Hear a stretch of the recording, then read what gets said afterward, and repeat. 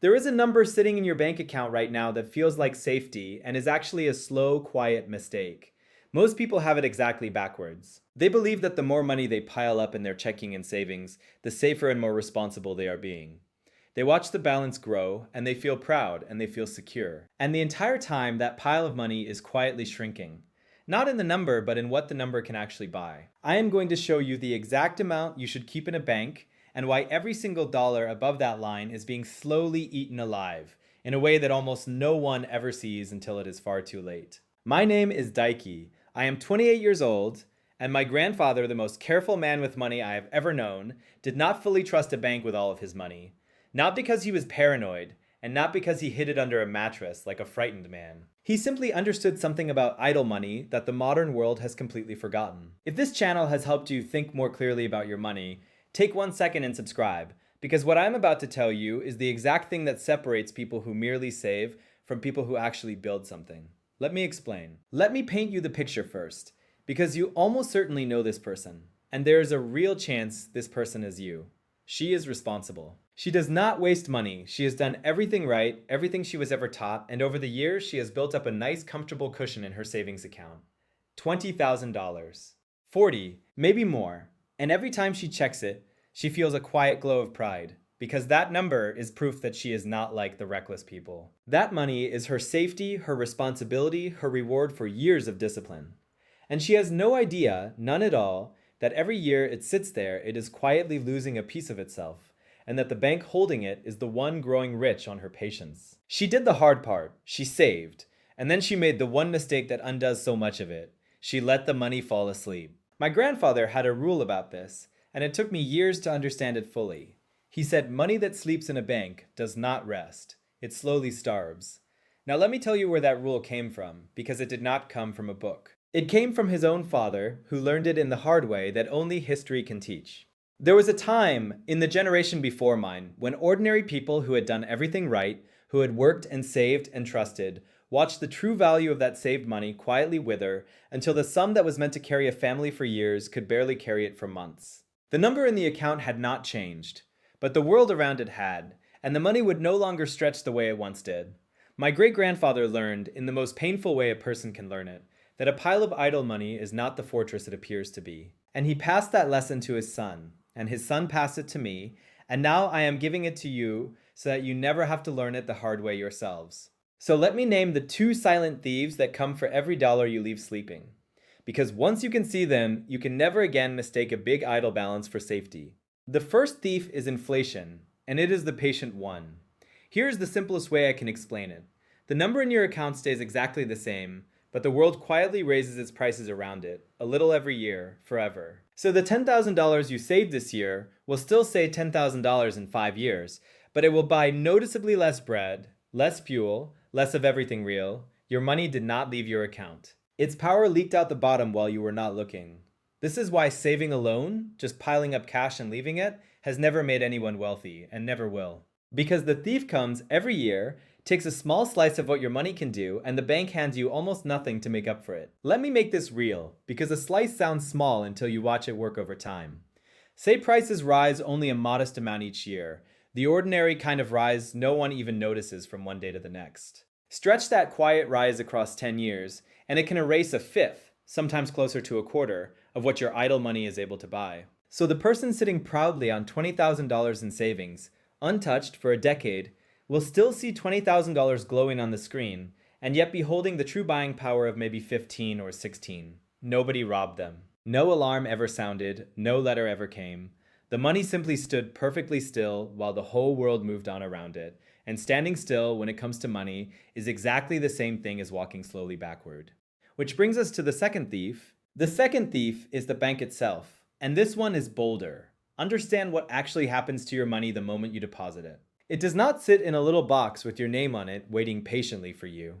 The bank takes your money and lends it out to other people at rates far higher than the almost nothing they pay you. Your money is out there right now, working hard, earning real returns. The only problem is, it is earning them for the bank, not for you. You are, in effect, letting the bank borrow your money for almost free, so that they can rent it out at a profit.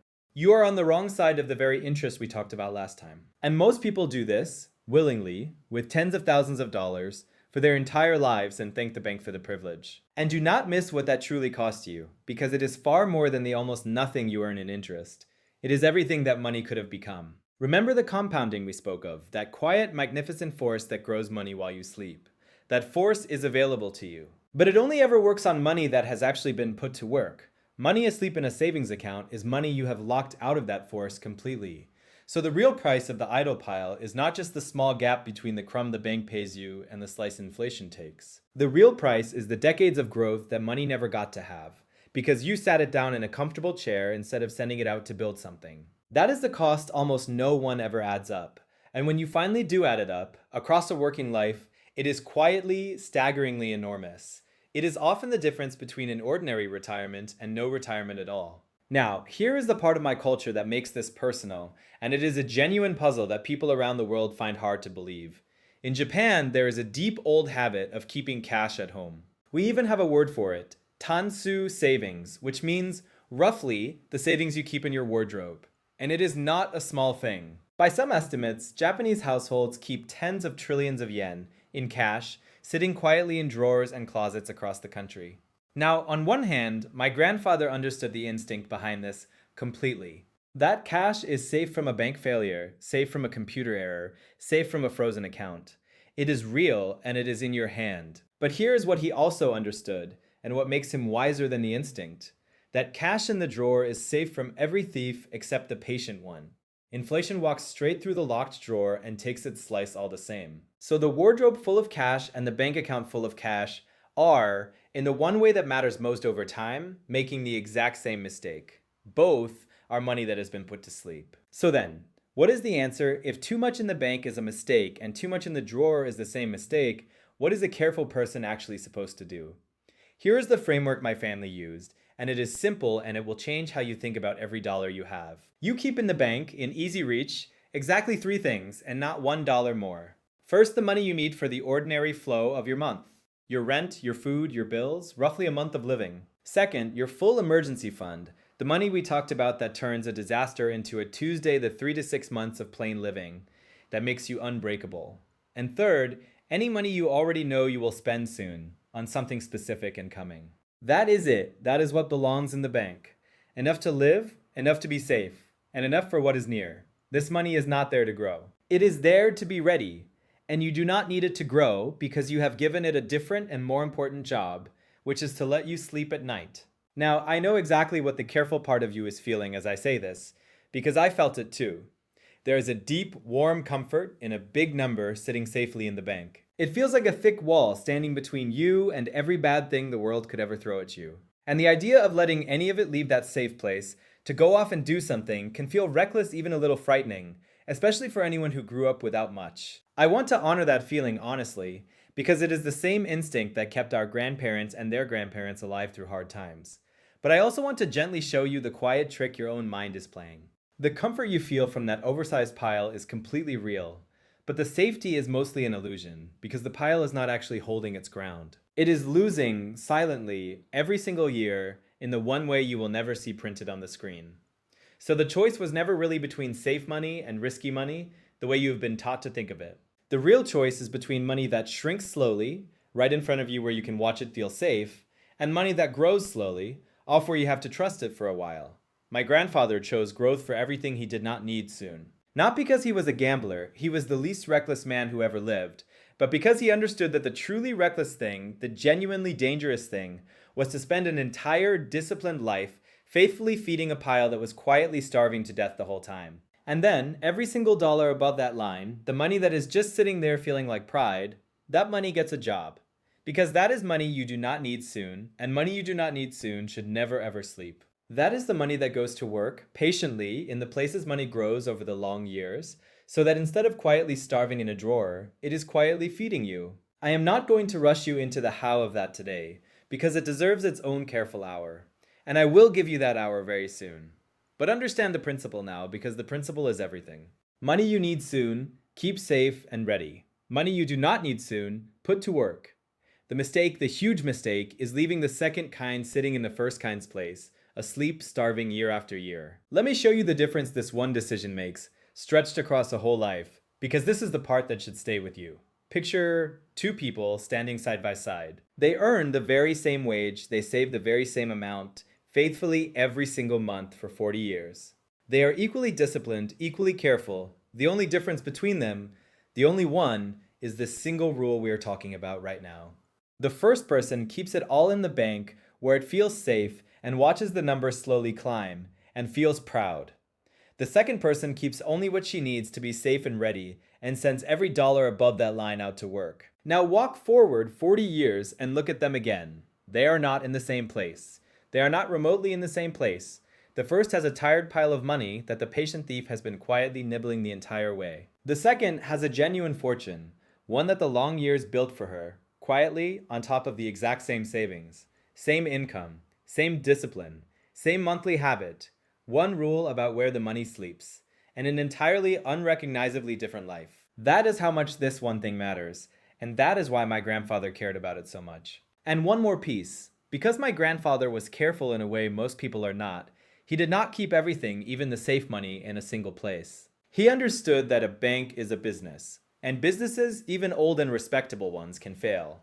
The government will guarantee your money, but only up to a limit in any one bank. Above that line, if the worst were ever to happen, you are no longer a protected saver. You are just one more person owed money by a company that has run out of it. So he spread the safe money across more than one house so that no single failure, no single frozen account, no single bad day could ever reach all of it at once. It is the same wisdom as the secret envelope, the same wisdom as everything I have taught you. Never let one drawer, one bank, one anything hold your entire life. Now let me be straight with you, because I always will be. I am not telling you that banks are evil or that you should pull your money out and stuff it in the walls. That would be foolish and dangerous, and I will not tell you to do it. Cash in the wall is not safer, it is exposed to fire and theft and the same patient thief as everything else. A good bank, used correctly, is a wonderful and necessary tool. This is not about fearing the bank. It is about using it for exactly what it is for, holding the money you need to be safe and ready, and refusing to use it as a place where the money that should be growing goes instead to fall asleep and slowly waste away. So here's what I want you to do this week. Look at your accounts, honestly, and find the line. Add up what you truly need. 1 month of living, plus your emergency cushion, plus anything specific and coming soon. Whatever sits above that line, I want you to see it clearly, for what it really is. That is your sleeping money. That is the money that has done nothing for you but slowly shrink. You do not have to move it today, you only have to see it and name it and understand that it has a better purpose waiting for it. Because a saver leaves that money asleep for 40 years and wonders why they never got ahead. But a person who builds wealth wakes that money up and puts it to work and lets the long years do the rest. That is how my grandfather did it. That is how my father did it. And it is still how it is done in any home that remembers. So tell me, in the comments, be honest, how much money are you keeping asleep in a bank right now that you do not need for at least 5 years? You do not have to say the number out loud, but say it to yourself, I read every one of your comments, and next time, I will finally tell you about the one place my grandfather let his money grow, slowly, quietly for over 40 years. Not a hot tip. Not a clever trade. A single, patient, almost boring rule that he followed without fail, and that quietly beat nearly every clever investor he ever met. It is the piece that makes everything else on this channel actually build into something. I will see you then.